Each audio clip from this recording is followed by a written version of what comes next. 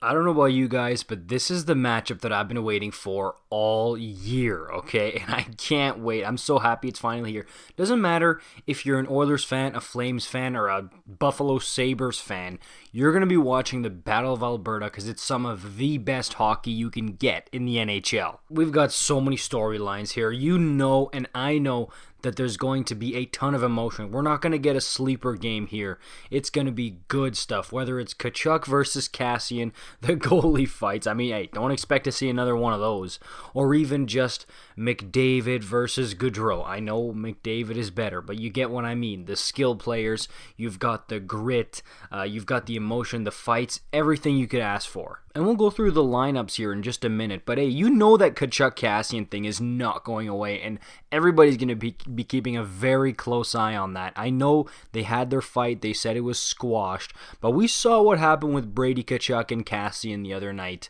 And Kassian mouthed to him. He said, blah, something, your brother. We saw him say that. And look, in the Canadian division, they're going to be playing each other 10 times. We know Tkachuk's going to be stirring it up. And we know that Kassian is not going to take too kindly to it. And a guy like James Neal, he came out and spoke out against Tkachuk last year. You know, the whole thing is kind of ridiculous, just the way he talks after and says with the tracks thing is just stupid. And, you know, it's tough to see that. And then and the way he acts after. So there's a lot of emotion kind of under the surface here waiting to explode upwards. We've also got the McDavid Giordano thing, okay? Remember a couple years ago when Gio kind of pushed McDavid and injured him really seriously? He had that whole documentary about trying to recover from that injury and how it was almost career-ending.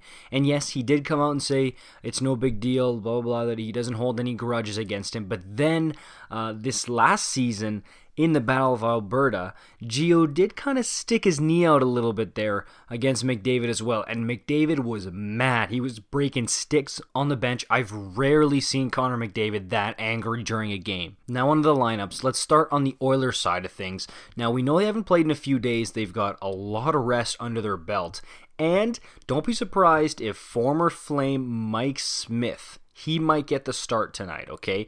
There's been rumblings, but also don't be surprised if it's Koskinen. This is a game-time decision, and we know Dave Tippett likes to play his cards close to his chest. We can definitely rule out Stuart Skinner, because the Oilers absolutely need to win this game. It's weird saying must win, must win. Hey, dude, somebody said it the other day, we're really a good amount into the season. I can't remember if they said it's 10% or 20%, but we're a good amount into the season already. People forget it's a 56-game season, and with everything going on, all the teams getting shut down, it might be less than 56 games, and then they got to go off win percentage. So every game is a playoff game. It's in your division. It's very important. Don't get that twisted. So in net, it might be Mikko Koskinen or Mike Smith. I do think if Smith is an option, Tippett is going to lean in that direction and go with him. But if he's not, Koskinen's got his rest. They're probably going to put him between the pipes. Up front, we got some really interesting line combos. First line, we got Nuge with McDavid and Puljujarvi up there. We've seen Kassian up there with McDavid a bunch, but no, it's Puljujarvi since he's been playing well the past few games. Second line, Kahun and Draisaitl and Yamamoto. That has been a dynamite line for the Oilers. Third line, we got Archibald, Gaetan Haas, and there's your Zack Kassian. And then on the fourth line, right now, on Daily Faceoff, it says Slater Kukuk, the defenseman Slater Kukuk, listed as the left winger on the fourth line. I don't know if that's right. It might be. Hey, crazier things have happened. But apparently Slater Kukuk is going to skate with Kyle Turris and Alex Chason on the Oilers' fourth line. And on defense, we got some interesting combos. Darnell Nurse with Tyson Barrie as your first pairing.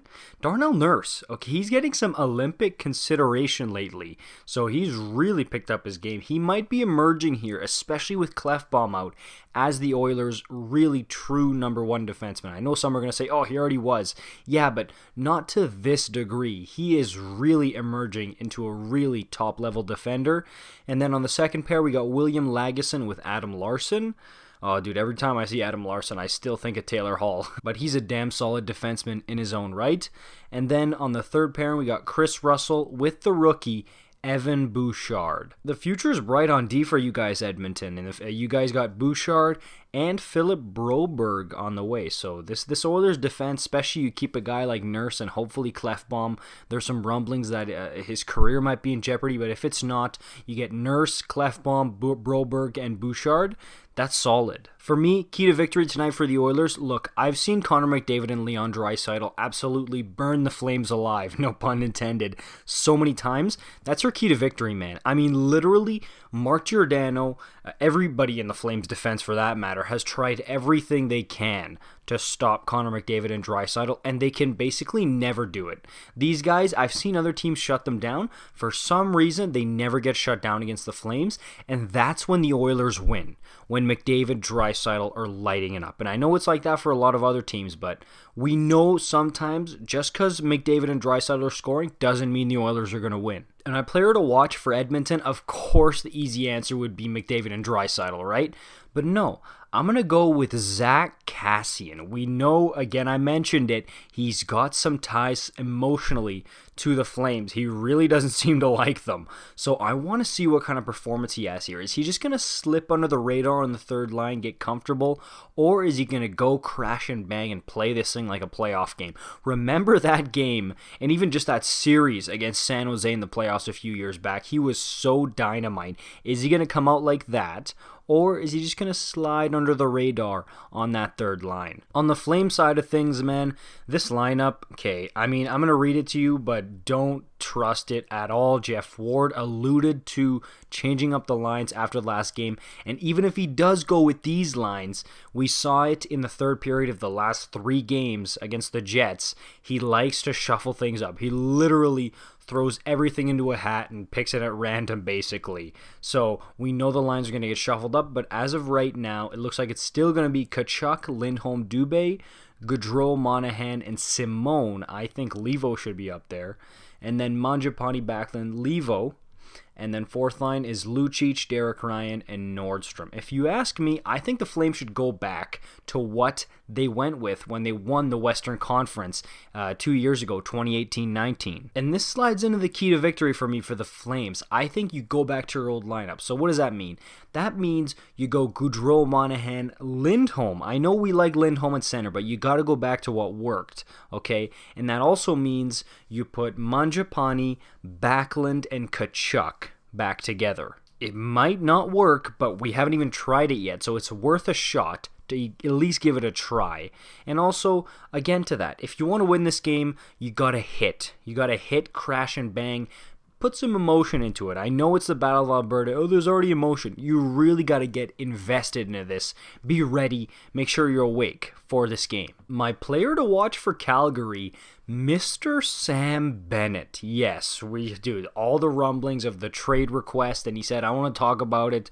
Leave me out of it. I do not want to even answer questions about it. Go talk to the GM. And he was surprised by being a healthy scratch. That definitely rubbed him the wrong way. I'm sure of it. And we've seen Sam Bennett when he wants to be his best. He hits. He's quick on pucks, forechecking. He can shoot. He's got some offensive skill. So are we going to get a playoff Sam Bennett tonight? Because he's got something to prove, a chip on his shoulder. Definitely 100% Sam Bennett is the player to watch in this whole game, I would say, on both teams. Alright, that's going to do it for me on this one. Let me know in the comments down below. Of course, you're going to be like, go Oilers, go Flames. Player to watch and why. I want to see it down below. Are we going to get another goalie fight? How awesome would that be tonight? Man, that would be so dope. I would literally do. When that happened, my jaw dropped between Mike Smith and Cam Talbot. The cool thing about that is, like, the year before, Smith was on the Flames and Talbot was on the Oilers, so the fact that they swapped role, it was just perfection. It was great. I'm so pumped for this game, just like I'm sure all of Canada, maybe the whole league, is excited for this matchup. God, I cannot wait. Like this video, subscribe for more daily hockey content just like this, and I'll see you in the next one.